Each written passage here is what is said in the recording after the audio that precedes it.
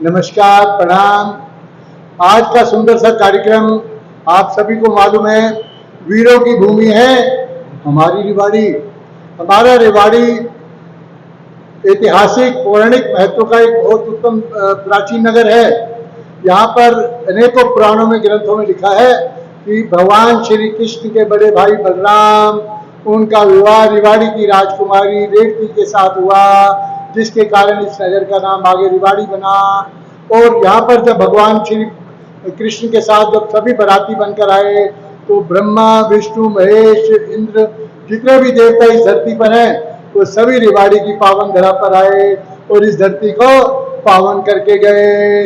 तभी तो रेवाड़ी की धरती पर कुछ ऐसा है कि यहाँ कभी भी किसी तरह की उत्पात नहीं होता। पूरे देश में अगर किसी तरह का विवाद चल रहा हो, चाहे वो किसान आंदोलन हो, कोई इलेक्शन की बात हो, लेकिन रेवाड़ी की भूमि सदा शांत रहती है।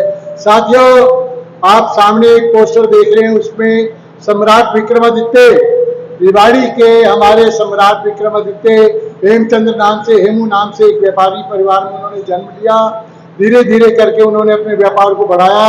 नवाब आदिल शाह को उन्होंने जब नमक और शोरा सप्लाई करना शुरू किया, धीरे धीरे उनकी जो योग्यता को देखकर नवाब आदिल शाह ने अपना सेनापति बनाया।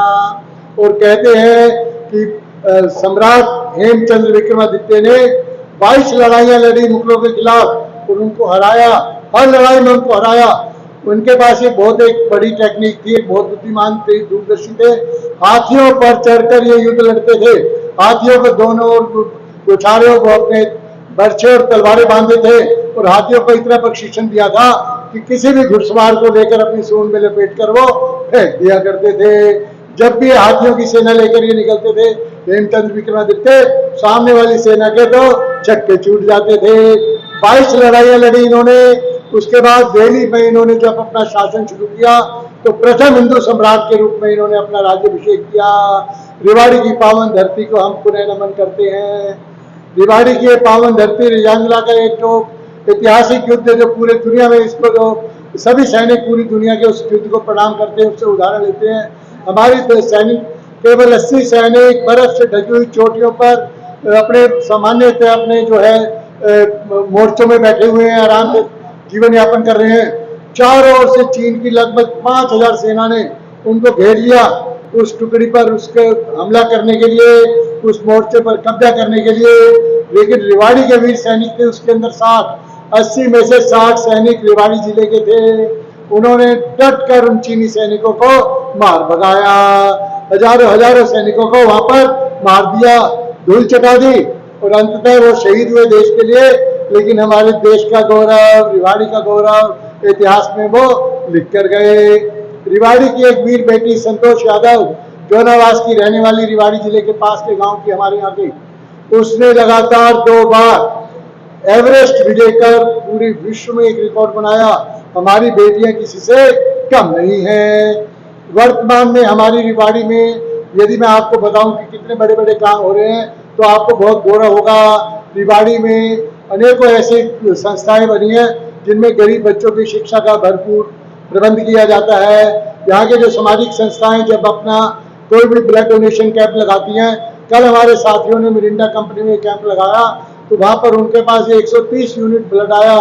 ब्लड देने वालों की लाइन कम नहीं हो रही थी, लेकिन डॉक्टरों ने कहा कि हमारे पास इससे ज्यादा संसाधन नहीं है, इससे ज्यादा रखने की जगह नहीं है।